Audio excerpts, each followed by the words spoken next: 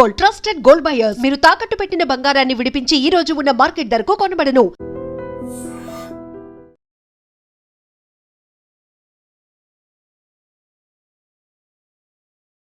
Hi hello నమస్తే, welcome back to our channel. నేను మీ వైషు.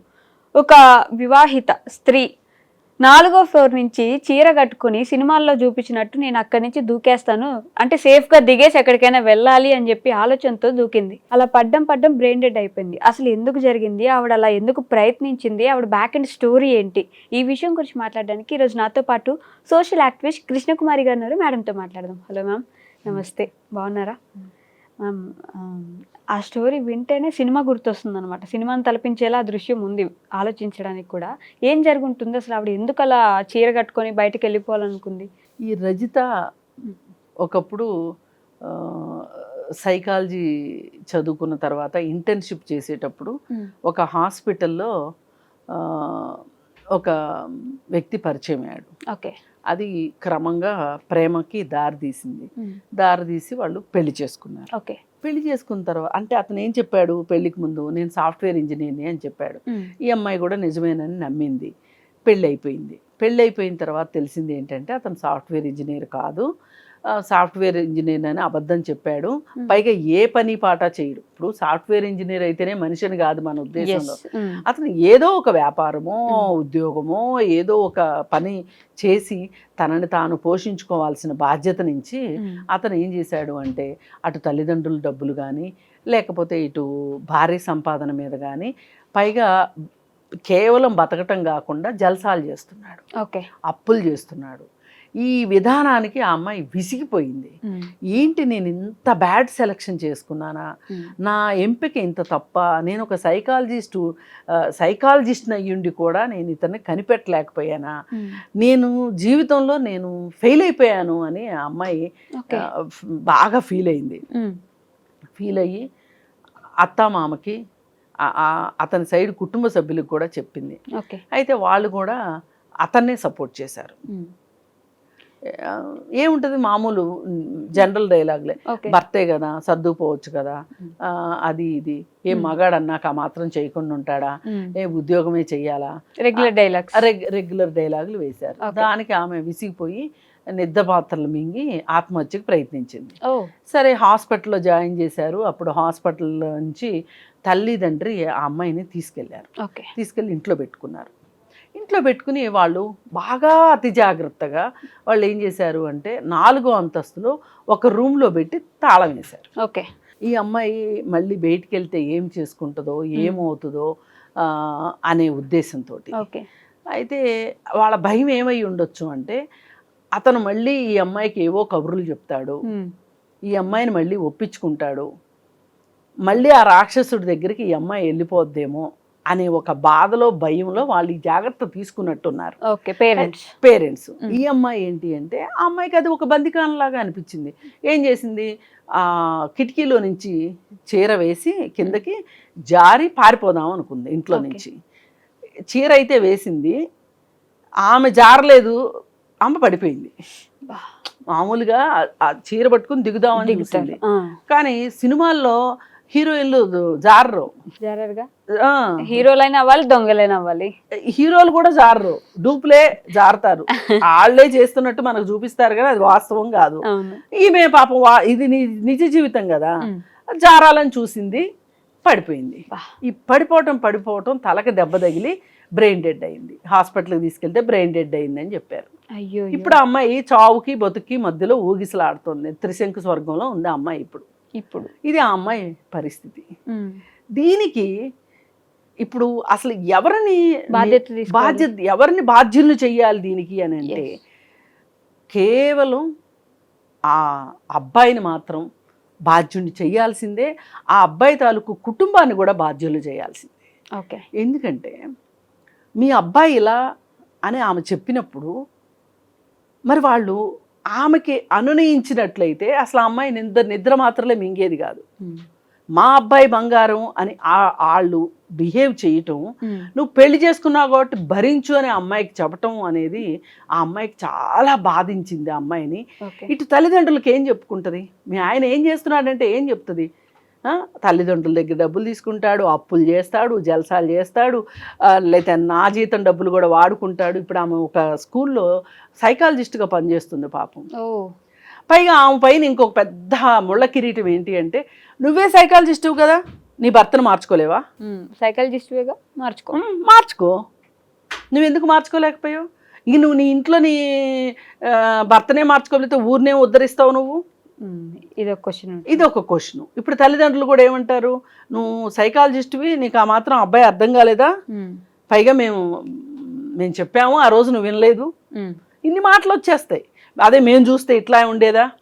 అదే నిజంగా వాళ్ళు చూసున్నట్లయితే ఈ అమ్మాయి కూడా వాళ్ళనే బ్లేమ్ చేసి ఉండేది. ఇప్పుడు ఆ అమ్మాయి సెల్ఫ్ బ్లేమ్లోకి వెళ్ళిపోయింది. తనను తాను ఎప్పుడైతే నిందించుకోవటం మొదలవుతుందో, తనని తాను బాధ్యురాలనిగా ఎప్పుడైతే అనుకుంటుందో, బాధ్యత తీసుకోవడం వేరు, నిందించుకోవడం వేరు. కరెక్ట్. బాధ్యత తీసుకుంటేనేమో అది ఒక పాజిటివ్ వేలో ఆ బాధ్యతని ఎట్లా నిర్వర్తించాలి అనే, అంటే దీని నుంచి ఎట్లా బయటపడాలనో, లేకపోతే అతన్ని ఎలా మార్చుకోవాలని, కానీ ఒకవేళ మార్చుకోలేకపోతే ఏం చేయాలనే దాని మీదకి వెళ్తుంది.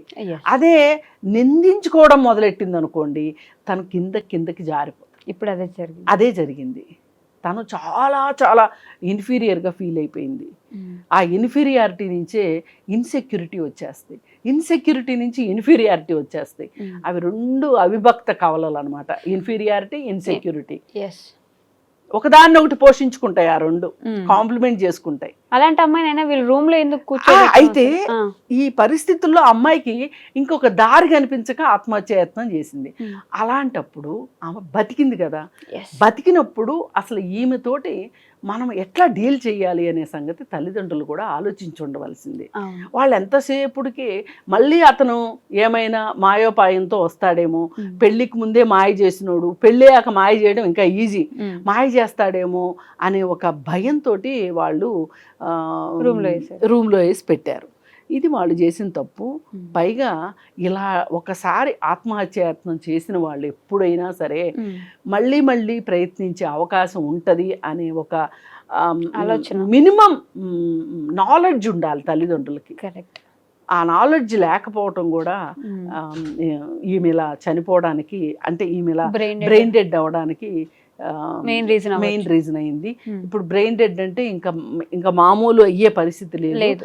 ఇంకా తల్లిదండ్రులు ఎందుకైనా మంచిది, మన అమ్మాయిని ఇంకో నలుగురిలో చూసుకుందాము అనుకుంటే అవయదానం చెయ్యాలి, లేదు అనుకుంటే ఇంకా హోప్ ఉంటే కనుక వెయిట్ చేస్తారు. మరి ఇలాంటి పరిస్థితిలో అమ్మాయిలు ఎందుకు పడుతున్నారు? ఒకవేళ ఇలాంటి పరిస్థితిలోనే అబ్బాయిలు కూడా పడే అవకాశం ఉంటుంది కొన్ని సందర్భాల్లో. మరి దీనికి ఏంటి చెయ్యాలి అని అంటే గనక ఒక్కటే ఉంది మార్గం. ఓకే. పెళ్ళికి ముందు పెద్దలు చూసిన సంబంధమైన, సొంతగా చూసుకున్న సంబంధమైన, అంటే ప్రేమ వివాహమైన బ్యాక్గ్రౌండ్ చెకప్ అనేది చాలా చాలా ఇంపార్టెంట్. మ్యాండేటరీ. ఇక మీ ఇందులో జాతకాలు, గోత్రాలు, కులాలు చూడటం కంటే కూడా ఈ బ్యాక్గ్రౌండ్ చెకప్ ఏంటి, దేని మీద ఎక్కువ శ్రద్ధ పెట్టాలి అంటే అతని ఫైనాన్షియల్ డిసిప్లిన్ ఏంటి, అతని సిబిల్ స్కోర్ ఏంటి, ఇలాంటివి చెక్ చేసుకోవాలి. తన హెల్త్ ఎలా ఉంది. ఇప్పుడు హెల్త్ రిపోర్ట్స్, అలాగే సిబిల్ స్కోరు, అతను పనిచేసే ఆఫీస్లో అతని offer letter, salary slip, bank statement, ఇవి ఖచ్చితంగా మ్యాండేటరీగా ఉండాలి.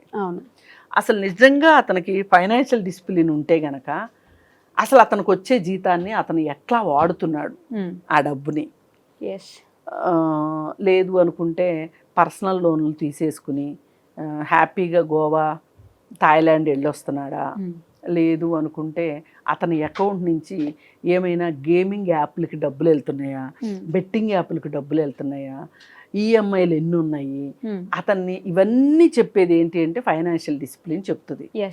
ఆ ఫైనాన్షియల్ డిసిప్లిన్ ఉన్నవాడు దాదాపు 50% పాస్ అయిపోయినట్లే. ఇక మిగతా చూసుకోవాల్సింది ఏంటి అంటే ఇంకా అతను ఎలా మాట్లాడుతున్నాడు, ఎలా ఉన్నాడు, అసలు పబ్లిక్ రిలేషన్స్ ఎలా మెయింటైన్ చేస్తున్నాడు ఏంటి, అవి ఇంకా అది ఆ చెకప్ బ్యాక్గ్రౌండ్, మిగతా చెకప్ వేరే విషయం.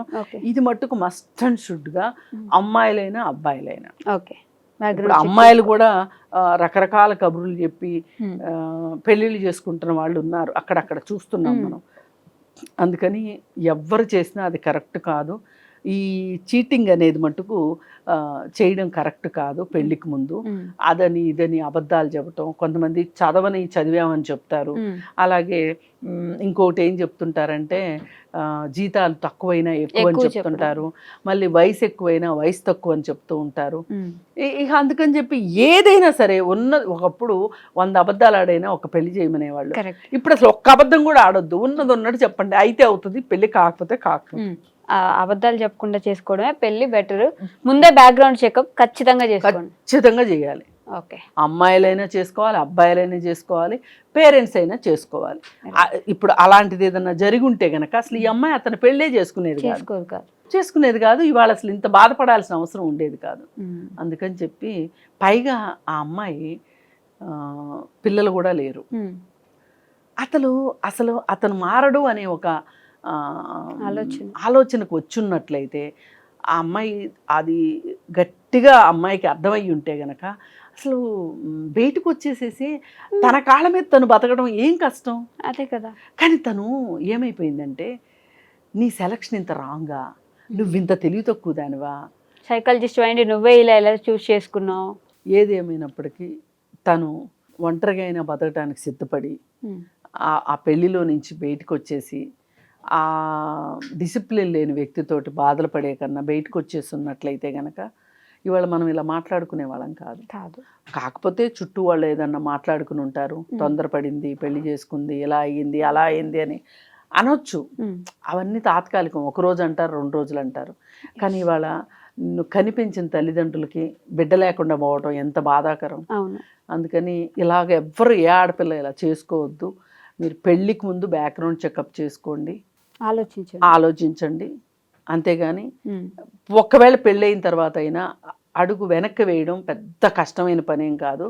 వెయ్యమనే చెప్తాను నేను, పరిస్థితులు బాగాలేనప్పుడు. Okay ma'am, thank you. నిజంగా ప్రస్తుతం ఉన్నటువంటి సమాజం దేనికి ప్రయారిటీ ఇస్తుంది? ఆర్థిక సంబంధాల చుట్టూ మాత్రమే తిరుగుతోంది. మళ్ళీ ఎన్నికలంగానే చాలా విరక్తి కలుగుతున్నాం. మంచి అనిపిస్తుంది కదా, లేడీస్ కూడా ఛాలెంజింగ్ జాబ్స్ చేసినప్పుడు చాలా బాగుంటది. ఫుడ్ డెలివరీ ఇవ్వటానికి వెళ్ళినటువంటి డెలివరీ బాయ్ అనిల్ పై కళ్ళ ముందు